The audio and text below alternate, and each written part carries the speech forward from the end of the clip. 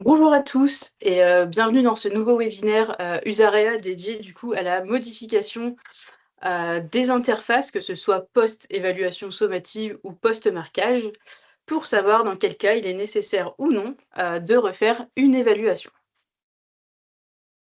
Donc pour me présenter brièvement, donc moi c'est, Amandine Broussier, donc je suis experte en aptitude à l'utilisation, depuis bientôt 10 ans, et j'accompagne les fabricants d'EDM dans la mise en œuvre, du processus d'aptitude à l'utilisation pour le marquage CE et l'autorisation FDA.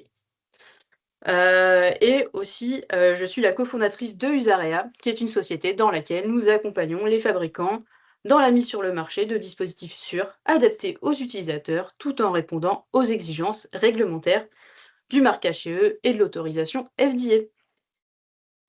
Donc au niveau de notre offre, on réalise des prestations en aptitude à l'utilisation. On fait également de la formation en aptitude à l'utilisation.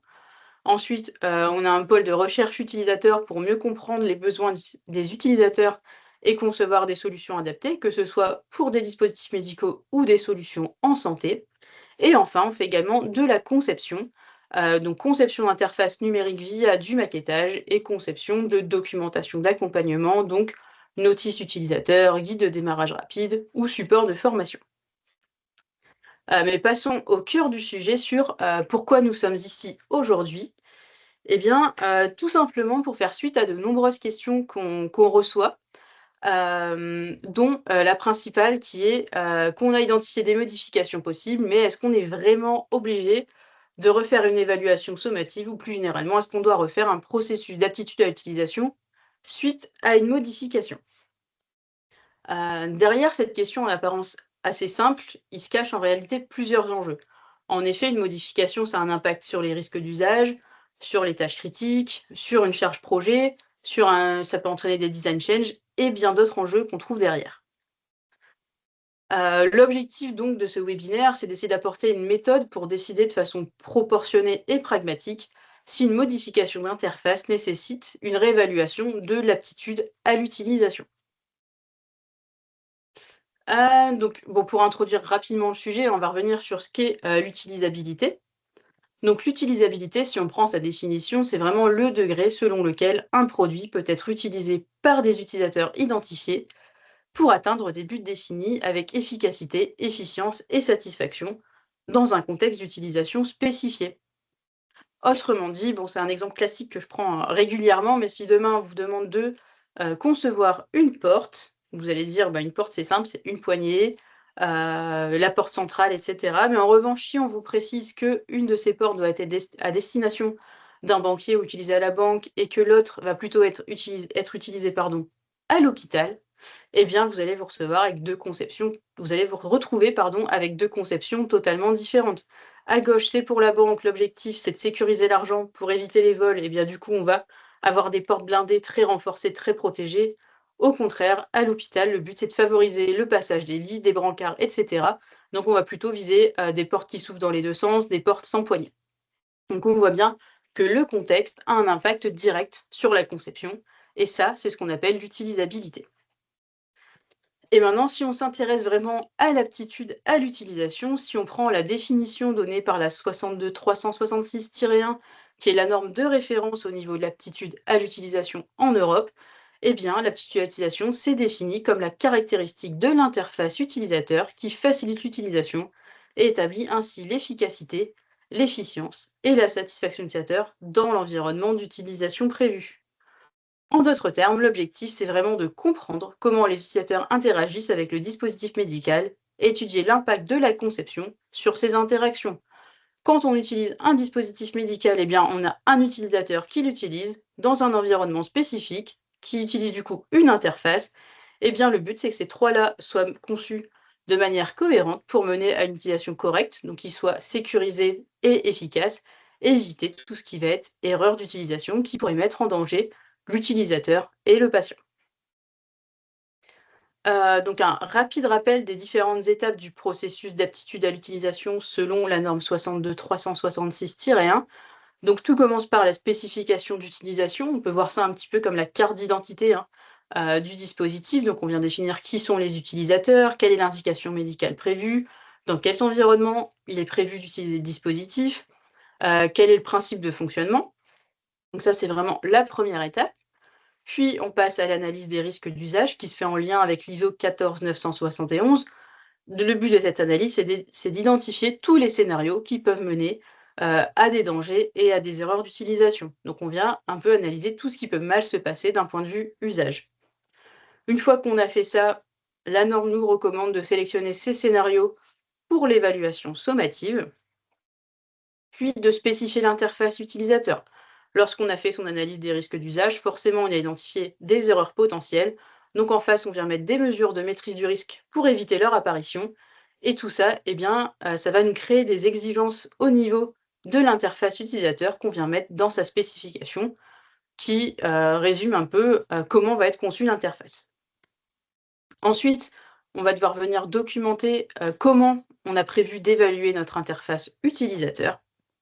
Puis on passe à la conception et l'évaluation formative. Donc l'évaluation formative, c'est une évaluation en cours de conception dont l'objectif est d'identifier les forces et faiblesses de l'interface pour pouvoir effectuer des ajustements avant de figer son design.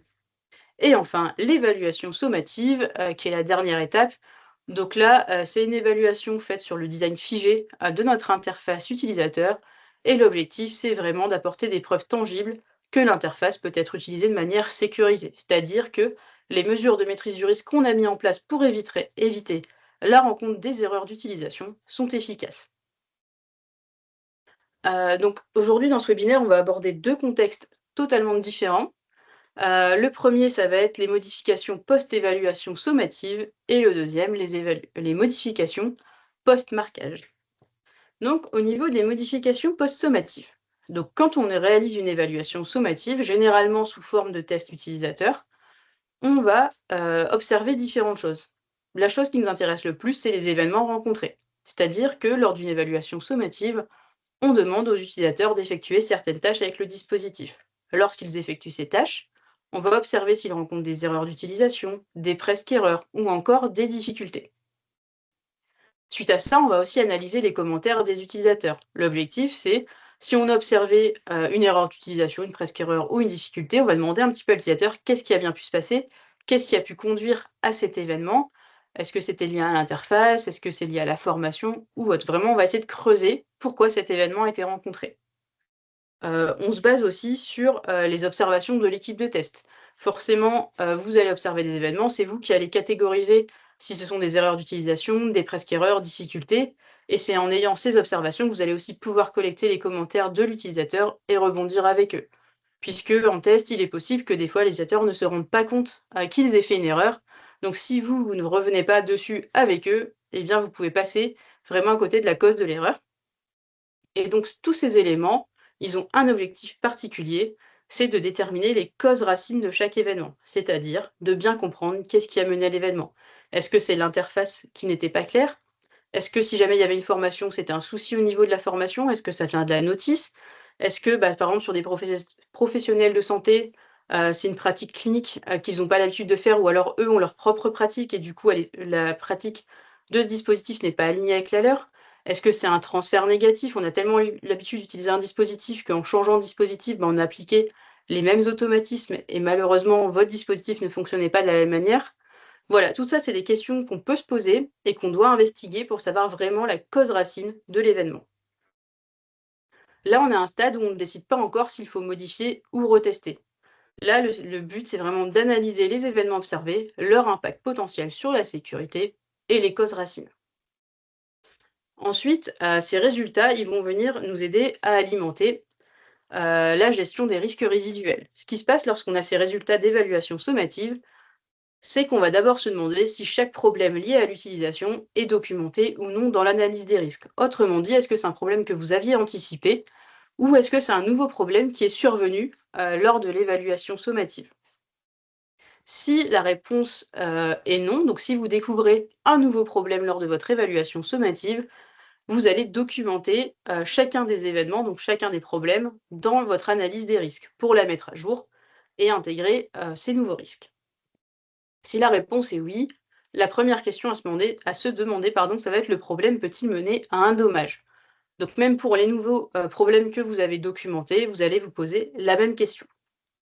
Si vous répondez que non, que le problème ne peut pas mener à un dommage, par exemple, des fois c'est un petit problème d'intuitivité, mais c'est pas grand-chose, c'est l'utilisateur qui n'est pas satisfait, ça peut ne pas mener à un dommage. Potentiellement, c'est un dommage plutôt marketing de l'utilisateur n'aura pas tendance à utiliser la solution, mais c'est pas un dommage lié à sa sécurité directe. Dans ce cas, vous collectez les données, pour ensuite les passer dans le process de gestion des risques et de risques résiduels. Mais vous n'avez pas d'action particulière à faire si ce n'est vraiment de collecter les données. Si le problème peut mener à un dommage, vous allez vous demander si une amélioration de l'interface est nécessaire et applicable. Si vous répondez non, eh bien vous pouvez écrire un rationnel pour justifier qu'aucune amélioration ne sera réalisée. Ça, c'est par exemple le cas de le coût ratio bénéfice n'est pas suffisant, ou alors techniquement possible, une amélioration n'est pas possible, ou alors de faire une amélioration et ben, ça va faire, l'inverse sur d'autres tâches. Par exemple, vous améliorez une partie de votre interface, mais en améliorant celle-ci, vous impactez directement d'autres éléments critiques de l'interface et ça va faire pire que mieux. Donc voilà, là, il faut vraiment justifier qu'aucune amélioration ne sera réalisée et ce rationnel va vous servir aussi pour déterminer le risque résiduel.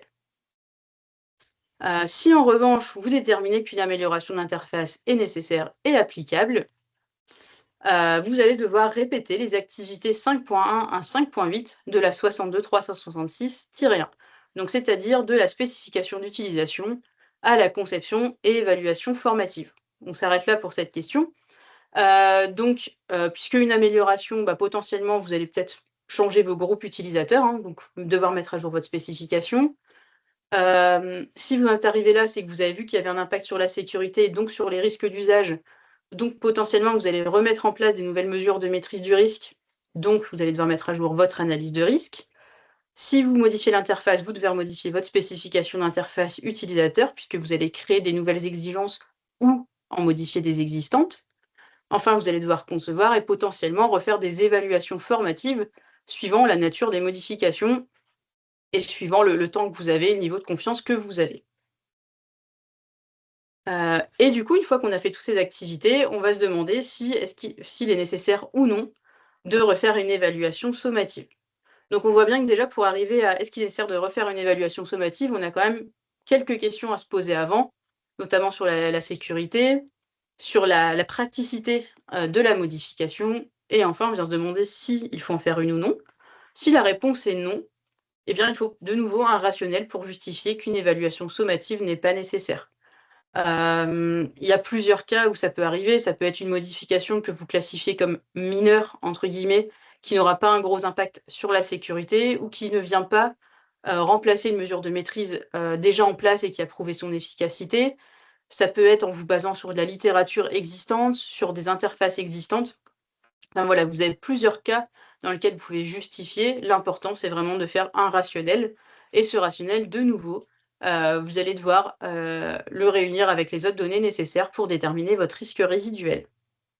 Dans ce cas, une fois si vous avez répondu non vraiment à cette dernière question, on va transférer tout ça dans le dossier de gestion des risques, place à l'évaluation du risque résiduel, mais dans tous les cas, vous avez documenté en quoi il n'était pas possible de faire une amélioration, même si elle était faisable, en quoi il n'était pas nécessaire de la réévaluer au travers d'une évaluation sommative.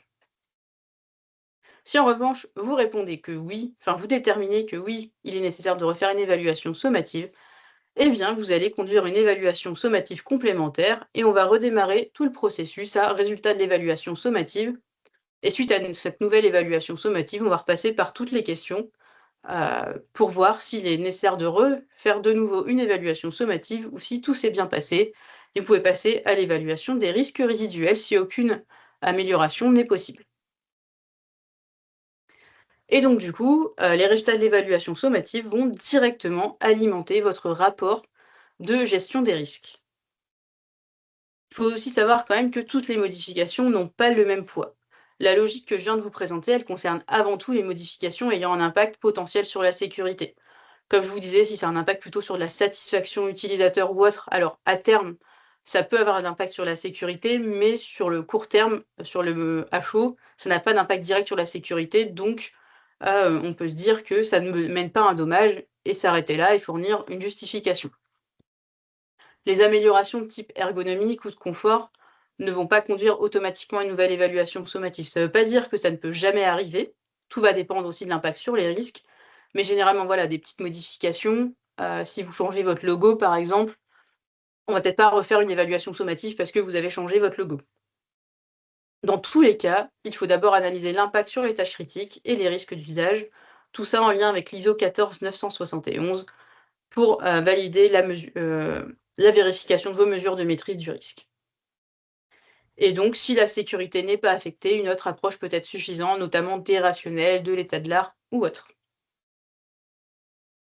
Là où il faut rester vigilant, c'est qu'une modification d'apparence mineure peut parfois avoir un impact indirect sur une tâche critique. C'est vrai que des fois, à chaud au feeling, on se dit: «Ah, c'est pas très grave, c'est sûr qu'il va rien se passer». Au final, si on prend pas l'analyse des risques à côté, c'est difficile de déterminer. Même moi, après quelques années dans le métier, quand on me demande: «Est-ce que je dois refaire une évaluation parce que j'ai fait telle modification?» Sans l'analyse des risques, c'est difficile d'y répondre, puisque vraiment tout ce qui va compter, c'est, les tâches critiques.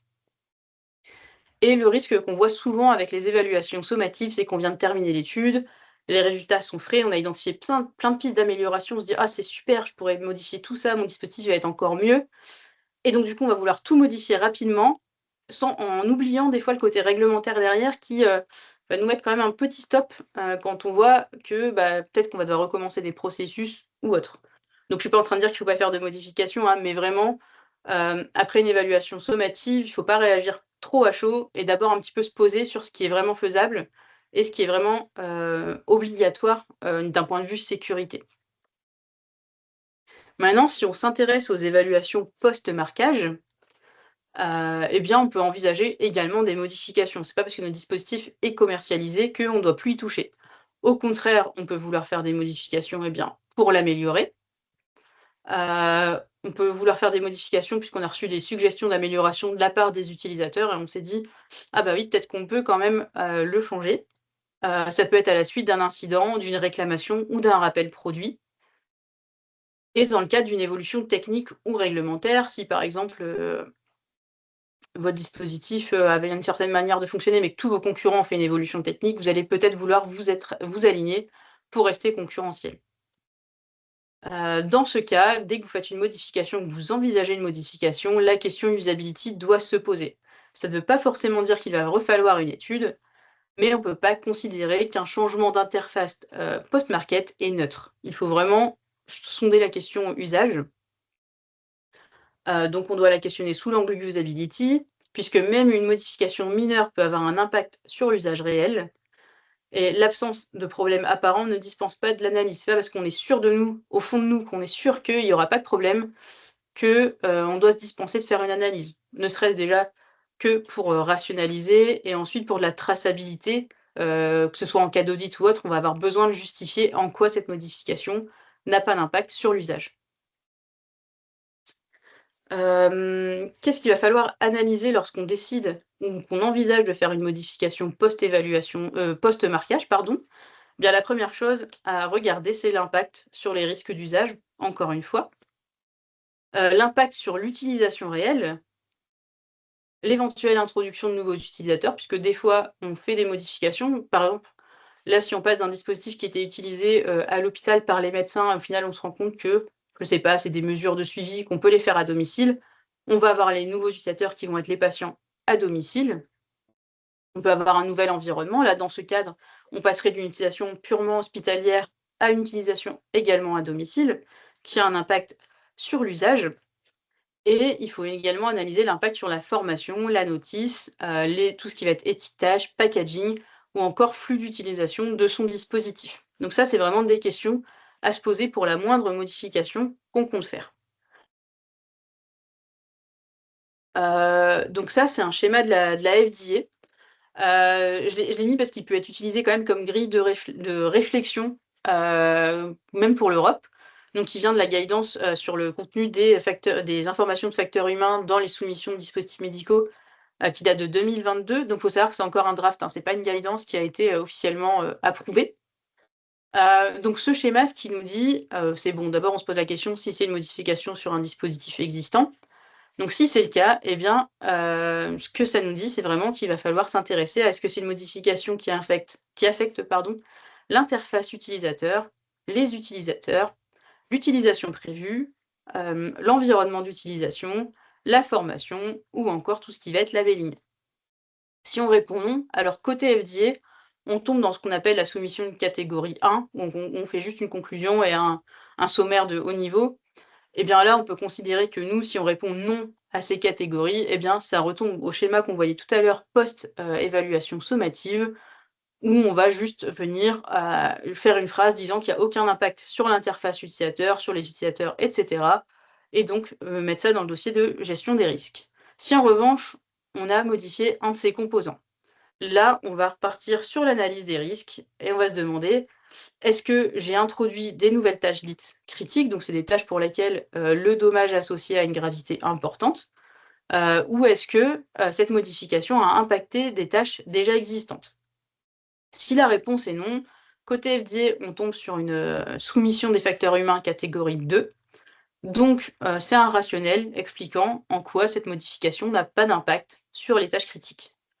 Si en revanche on répond oui, eh bien là on tombe dans la catégorie 3 où on va devoir fournir un, dossier des facteurs, d'ingénierie des facteurs humains avec une nouvelle donc eux ils parlent de validation testing, mais c'est l'équivalent de l'évaluation sommative pour justement venir évaluer, ces nouvelles tâches critiques qui ont été introduites ou les tâches critiques qui ont été impactées par le changement. Donc on voit quand même que le raisonnement est le même que post-évaluation, sommative, c'est-à-dire qu'on va d'abord regarder ce qui a été modifié, quel est l'impact, sur l'analyse des risques et ensuite, c'est ça qui va nous permettre de déterminer si oui ou non, il faut refaire une évaluation sommative. Dans ce draft, on a également un tableau qui peut être, utilisé, hein, comme outil méthodologique pour justement comparer l'interface existante et soit l'interface modifiée, soit les modifications qu'on a prévu d'implémenter. Donc, ce que la FDA conseille, c'est de prendre, le dispositif existant, de prendre chaque tâche utilisateur, les erreurs d'utilisation associées possibles, les dangers et le dommage clinique, la sévérité du danger, puisque la sévérité du danger, c'est ce qui nous permet de déterminer si une tâche est critique ou non, et ensuite de prendre l'interface modifiée, de voir si déjà au niveau juste de l'usage, donc de la réalisation de la tâche, il y a, quelles sont les différences. Si au niveau du design, du labeling, de la formation, tout ça également, quelles sont les différences, et de comparer, les mesures de maîtrise du risque aux dispositifs existants. Et vraiment en alignant toutes ces informations, c'est ce qui va nous permettre de dire si, c'est une modification importante qui va nécessiter une nouvelle évaluation ou si au contraire la modification peut se justifier car pas d'impact sur les mesures de maîtrise du risque, pas d'impact réel sur le design et pas d'impact réel sur les tâches. Donc ça, c'est un tableau qui peut servir d'outil. Bien sûr, il y a beaucoup de manières de le faire, hein, mais ça peut donner un cadre méthodologique. Faut savoir aussi qu'on ne repart pas de zéro. Les données existantes sur l'interface actuelle restent tout à fait utiles et valables, mais la comparaison ancienne-nouvelle interface est essentielle dans votre dossier. Vous pouvez pas juste dire: «On a fait des modifications, hop, on est sûr que tout s'est bien passé, on n'a rien à refaire». Il faut quand même justifier, de cette décision. Heu, Bah, voilà, il faut juste justifier de cette, conclusion en faisant une mise à jour documentaire. Ça peut être un compte rendu de réunion, ça peut être tout ce que vous voulez, mais au moins tracer, vos décisions, pour au moins montrer que vous êtes posé la question. Et le piège classique qu'on retrouve, justement en post-marketing, c'est de se dire que le produit existe déjà, les utilisateurs le connaissent, donc ce petit changement ne posera pas de problème. Et c'est là où on se trompe puisque plus un usage est ancré, installé, plus un petit changement peut perturber les repères et les automatismes. C'est comme nous quand, je sais pas, il y a une modification au niveau de notre ordinateur, de notre téléphone ou autre. Au tout début, on est perdu, on clique au mauvais endroit. Bon, sur téléphone ou sur ordinateur, c'est pas très grave. En revanche, sur le dispositif médical, ça peut être plus grave. Mais voilà, il faut faire attention, des fois un petit changement bouleverse totalement, les repères et les automatismes. Faut savoir aussi que quand on fait une modification d'interface, ça a des impacts transverses, ça a des impacts au-delà de l'aptitude à l'utilisation. C'est pas une simple décision d'expérience utilisateur, c'est un changement produit qui a des impacts projet, qualité, réglementaire. et surtout qui va impacter de nombreuses équipes, pas uniquement l'équipe en charge de l'aptitude à l'utilisation, hein, puisque qui dit, changement dit design change à faire valider par le processus de design control, dit analyse d'impact du changement, il faut le faire valider en interne.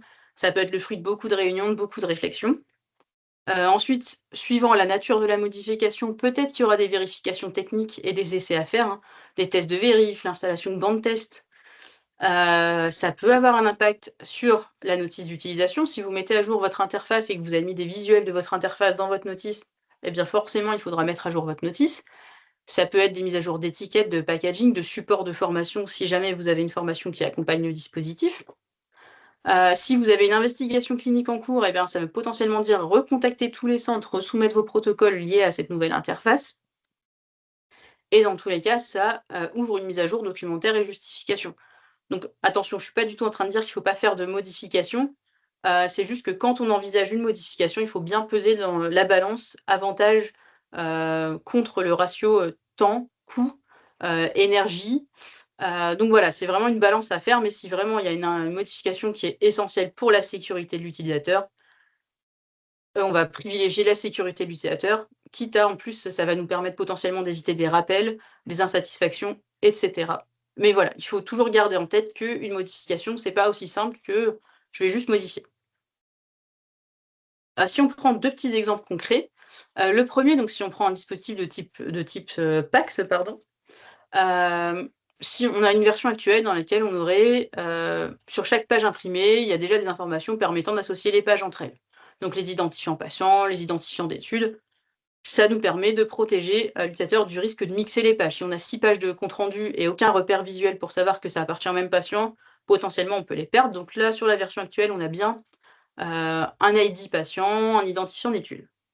La modification envisagée, ça va être d'ajouter des informations patients et démographiques plus explicites sur chaque page pour faciliter l'identification des pages appartenant au même dossier.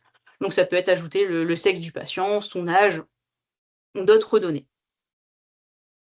Pour savoir si on va devoir refaire une évaluation sommative, on mesure d'abord l'impact sur le risque. Ici, a priori, l'impact sur le risque est faible à modéré, puisque le risque était déjà maîtrisé par les informations présentes sur chaque page. Donc là, c'est une mesure additionnelle, mais cette mesure additionnelle, elle n'a pas été faite pour répondre à une nouvelle situation dangereuse ou parce que l'ancienne mesure n'était pas efficace. C'est vraiment pour améliorer, on va dire, limite, c'est de l'amélioration de la satisfaction utilisateur qui veut trouver plus rapidement les pages associées. Au niveau de l'utilisation, l'impact, pareil, il est limité. La logicilisation reste la même, c'est juste qu'on a ajouté un repère supplémentaire, mais les repères de base sont également présents et on n'a pas touché à la manière de les afficher. Donc la probabilité de réévaluation via une évaluation sommative est plutôt faible à modérée. On va dire qu'on ne s'attend pas automatiquement à refaire une évaluation sommative pour ça. Un rationnel de justification semble largement suffisant. Néanmoins, le dossier doit quand même être mis à jour, notamment au niveau de la spécification d'interface, hein, puisqu'on vient faire une modification, donc il faut revoir ses exigences. Au niveau de l'analyse des risques, puisqu'on vient ajouter une mesure de maîtrise du risque supplémentaire, et on doit venir documenter, justifier cette, cette modification. Maintenant, si on prend l'exemple d'une pompe à perfusion, donc on aurait une pompe à perfusion sur laquelle actuellement on a une seule alarme d'occlusion pour alerter pour alerter l'utilisateur, pardon, lorsqu'un blocage est détecté. La modification envisagée, ce serait d'avoir non plus une alarme, mais d'avoir 2 alarmes. Une pour préciser si l'occlusion est en amont et l'autre pour préciser si l'occlusion est en aval, avec des indications pour les résoudre. Là, dans ce cas, l'impact sur le risque est élevé, puisque la modification touche une mesure de maîtrise de risque liée à l'occlusion. Et c'est une mesure qui est nécessaire pour améliorer la sécurité et réduire les risques liés aux occlusions, qui pourrait mener à un dommage important. Donc là, on voit bien que de diviser une alarme en deux, ça a un vrai impact sur la sécurité et ça vient totalement changer ma mesure de maîtrise de risque. Au niveau de l'action utilisateur, l'impact est également important, puisque là, l'utilisateur doit interpréter une alarme différente et adapter son action corrective. Puisque une occlusion qui intervient en aval ou en amont entraîne différentes actions, là, du coup, son comportement va être différent. Donc la probabilité de réévaluation devient élevée, donc une nouvelle réévaluation ciblée, donc à travers une évaluation sommative, devient probable. Ça ne veut pas dire non plus que c'est inévitable de refaire une évaluation sommative, mais la probabilité est quand même plus élevée que face au dispositif PAX où on est venu ajouter une information pour mieux identifier les pages. Dans tous les cas, ici, il faut aussi reprendre toutes les étapes pertinentes du processus, hein, donc les étapes 5.1 à 5.8, spécification d'utilisation, spécification d'interface, analyse des risques, potentiellement refaire une évaluation sommative, hein, pour évaluer cette nouvelle alarme avant de la figer et voir si tout se passe bien.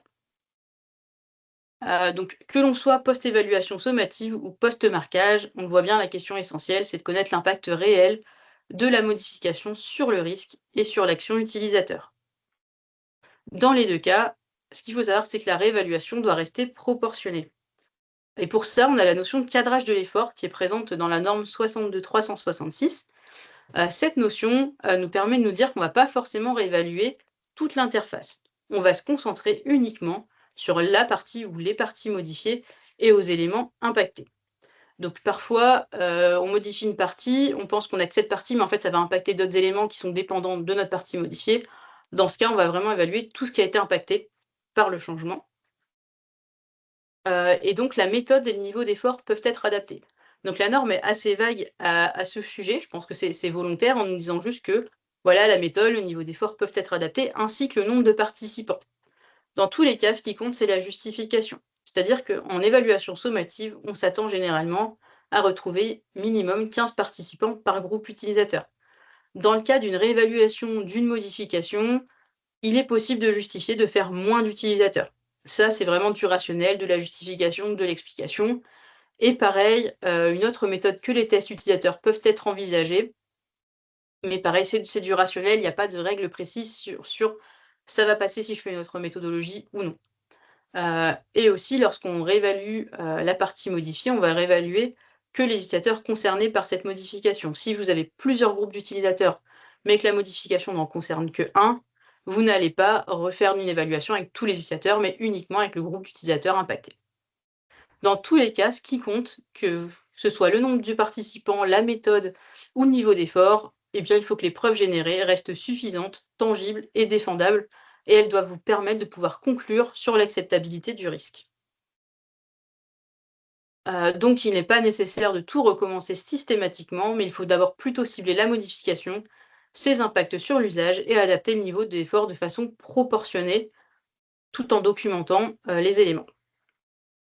Donc si on doit retenir quelque chose de ce webinaire, donc au niveau des bonnes pratiques, c'est que quelle que soit la modification, il faut se poser systématiquement la question de la usability, la question de l'usage, décrire très précisément la modification envisagée, comparer l'interface actuelle, et l'interface modifiée ou en tout cas, les modifications envisagées. Il faut ensuite analyser l'impact sur les tâches critiques et les risques d'utilisation, justifier le niveau d'évaluation retenu et documenter la décision, même si aucune nouvelle étude n'est réalisée. Comme je disais, la traçabilité, c'est vraiment essentiel. C'est ce qui va vous permettre de demain, vous avez un audit, l'auditeur voit qu'il y a eu des modifications d'interface, de justifier que oui, la question usability a été adressée, que soit, bon, il y a un impact et vous avez refait vos évaluations, ou alors il y avait un impact, mais vous avez justifié qu'il n'y avait pas d'évaluation, ou alors, il y a un impact et en fait, il ne se passe rien du tout, on n'a pas fait d'évaluation, mais on a des preuves que ce n'était pas nécessaire. Et au niveau des erreurs fréquentes, bah, c'est de penser qu'une petite modification est forcément sans impact. C'est pas la taille de la modification qui a vraiment son importance, c'est vraiment son impact. On peut aussi penser qu'un produit déjà sur le marché peut évoluer sans question usability en se disant: «C'est bon, c'est l'usage classique, ils connaissent déjà bien mon produit, c'est pas parce que je fais une petite modification que ça va changer toutes leurs habitudes». Ça, c'est une fausse croyance. Il ne faut pas non plus limiter l'analyse à la seule question de l'évaluation sommative. On voit bien qu'avant de, décider s'il faut refaire une évaluation sommative ou non, eh bien, il y a toutes les étapes du processus qu'il faut repasser et ce sont ces étapes qui vont nous déterminer s'il faut une nouvelle évaluation sommative, notamment, l'analyse des risques d'usage, hein, qui va vraiment nous aider à déterminer la nécessité ou non de l'évaluation sommative. Il ne faut pas non plus raisonner uniquement en termes de charge, projet. Donc on sait qu'une modification, ça a un impact important puisque comme je le montrais tout à l'heure, ça impacte un peu toutes les équipes. Mais il faut avant tout raisonner sécurité utilisateur, et c'est ça la priorité, c'est de savoir si ce changement peut vraiment changer la sécurité de l'utilisateur, l'améliorer, alors il faut l'implémenter.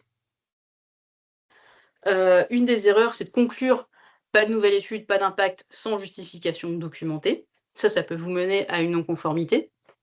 Et une erreur fréquente aussi, c'est d'oublier la notice, la formation et tout ce qui est labelling. C'est vrai qu'on a tendance à se concentrer sur l'interface, hein, que ce soit logiciel ou mécanique, et on oublie bien souvent tout ce qui va être documentation d'accompagnement, mais ça fait partie, à part entière de l'interface de votre dispositif. Donc on voit bien qu'une modification d'interface ne conduit pas automatiquement à une nouvelle évaluation. C'est son impact réel sur l'usage, les tâches critiques et les risques associés qui doit guider la décision. Donc moi, c'était tout ce que j'avais à vous présenter aujourd'hui. Donc si jamais vous avez des questions, vous pouvez les poser, dans l'onglet questions-réponses.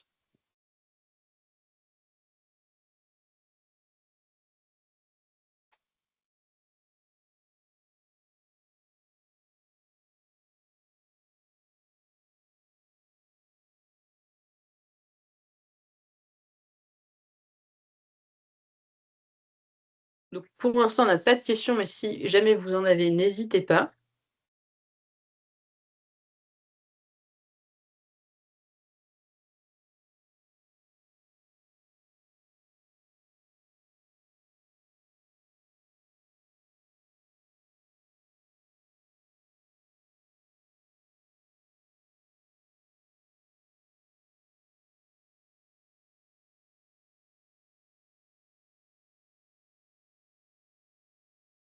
Du coup, en attendant de voir si vous avez des questions, hem si jamais vous avez besoin d'un accompagnement, donc nous on accompagne les fabricants sur justement l'évaluation des impacts et la définition d'une stratégie d'aptitude à l'utilisation.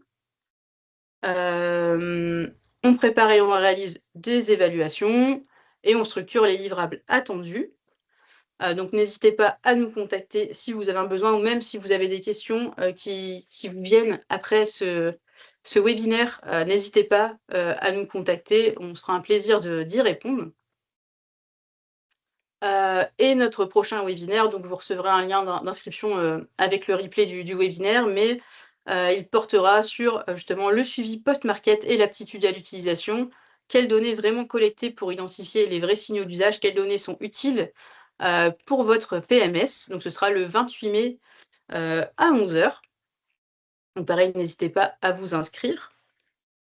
Hem Et enfin, si jamais vous voulez en savoir plus sur l'aptitude à l'utilisation, il faut savoir qu'on a différents canaux.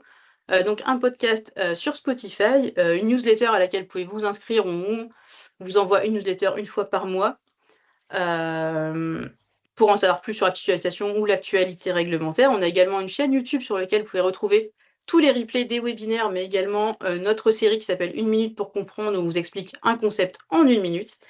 Et également, sur LinkedIn où on publie, toutes les semaines sur l'aptitude à l'utilisation. Donc a priori, aucune question pour ce webinaire. Donc si, vous n'avez plus de questions, eh bien, on peut mettre fin à ce webinaire. En tout cas, merci pour votre participation, et vous recevrez le lien du replay, dans l'après-midi. En tout cas, merci beaucoup à tous et une bonne journée.